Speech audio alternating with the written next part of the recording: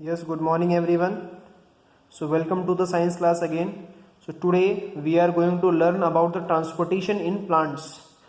Transportation plants की अगर हम बात करें तो हमारे प्लांट्स जो हैं उनकी बॉडी के अंदर जो वाटर और मिनरल्स है, वाटर और मिनरल्स और फूड, ये जो है इस सभी का जो ट्रांसपोर्ट होता है एक पार्ट से दूसरे पार्ट पर, तो वो क्या है basically that comes into the category of transportation. तो अगर हम ट्रांसपोर्टेशन की बात करते हैं तो ट्रांसपोर्टेशन में हमारी दो चीज़ें, हमारी प्लांट की बॉडी के अंदर दो चीज़ें उसमें वर्क करती हैं. सबसे पहला तो है हमारा फूड और दूसरा है हमारा वाटर. तो अगर हम फूड की बात करें तो फूड जो है हमारी बॉडी की, प्लांट की बॉडी के अंदर वो लीव्स जो है मैन्युफैक्चर करती हैं. खाना कौन बनाता है प्लांट्स का? That is food of the plants is manufactured by the leaves. और जब एक बार फूड बन जाएगा, once the food is prepared, it needs to be send to the all body parts of the plant. तो ये जो प्रोसेस है, ये process, the process by which this transportation of food takes place from one part to another, तो that is known as the translocation. इसको हम बोलते हैं ट्रांसलोकेशन. और इसके लिए एक टिश्यू जिसको बोलते हैं फ्लोएम, जिसको फ्लोएम बोलते हैं, एक tissue, special type of tissue जिसको हम फ्लोएम बोलते हैं. फ्लोएम जो है पाइपलाइन की तरह एक्ट करता है. It acts as pipelines for the transport of food. और जो है प्रिपेयर्ड फूड को जो है अदर बॉडी पार्ट्स में लेकर के जाता है. तो फूड जो हमारा ट्रांसपोर्ट होता है बेसिकली वो जो है हमारा by the help of phloem takes place. तो जो फूड जो है हमारा वो जो है फ्लोएम जो है पाइपलाइंस की तरह एक्ट करता है, उसको एक जगह से दूसरी जगह पे कैरी करने में. So basically from the leaves to the different body parts of our plant, the phloem takes place, the translocates the food from leaves to the other body parts. इसके बाद अगर हम बात करें जो हमारी बॉडी के अंदर जो वाटर और मिनरल्स हैं, तो वो जो है एक टिश्यू होता है जाइलम, जिसको हम बोलते हैं tissue known as xylem, which is also acts as a pipeline and takes water and minerals from the roots up to the stem and to the leaves. तो रूट्स से लेकर पानी को जो है स्टेम तक और लीव्स तक जो पहुंचाता है, that particular tissue is known as the xylem. That particular tissue is known as the xylem. अब देखिए व्हाट इज ट्रांसपीरेशन. अब नाउ ट्रांसपीरेशन की अगर हम बात करते हैं तो ट्रांसपीरेशन जो है हमारा प्रोसेस है, the process of losing of water from the plant in the form of water vapour. The losing of water from the plant in the form of water vapour is called transpiration.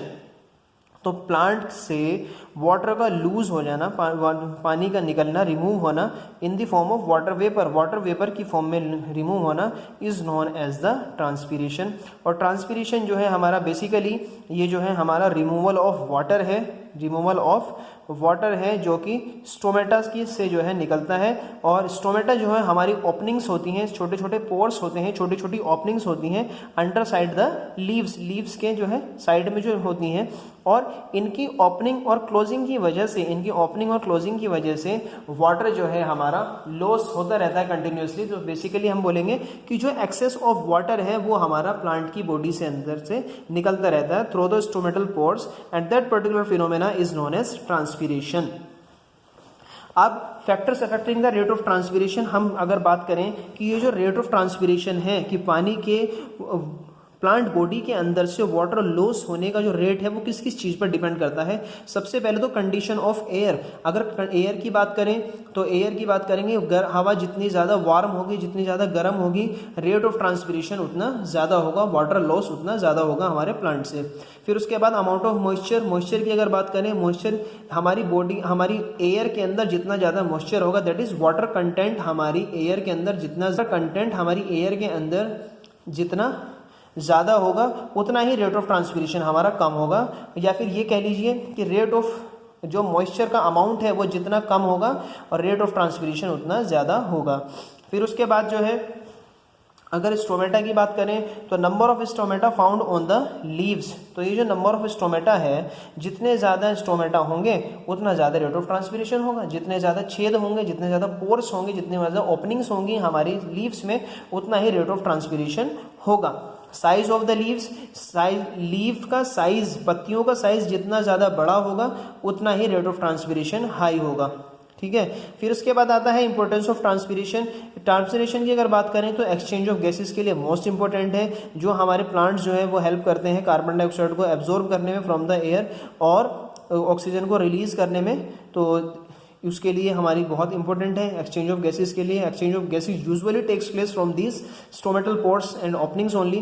फिर उसके बाद जो है cooling effect, जैसे जैसे पानी जो है जैसे जैसे इवेपोरेट होता रहेगा पानी जो है हमारे प्लांट की बॉडी से, उसी तरीके से हमारे जो प्लांट जो है वो कूल, उसमें जो है कूलिंग इफेक्ट बढ़ता जाएगा और हमारा जो है प्लांट जो है कूल होता रहेगा।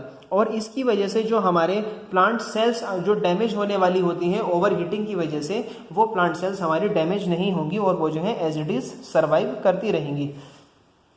और इसके बाद जो है ट्रांसपिरेशन जो है एक लो प्रेशर क्रिएट करता है, जिसकी वजह से एक फोर्स, हल्की सी फोर्स लगती है और वाटर और मिनरल्स को जो है हमारे प्लांट के अपर पार्ट्स तक पहुंचाया जा सकता है आसानी से।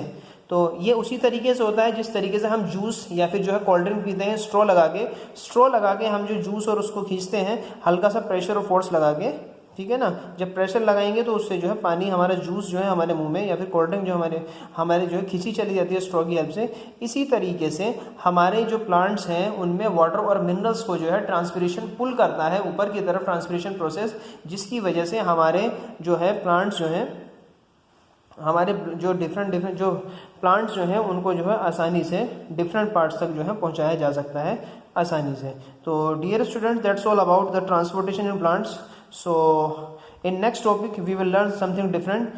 So till then, thank you.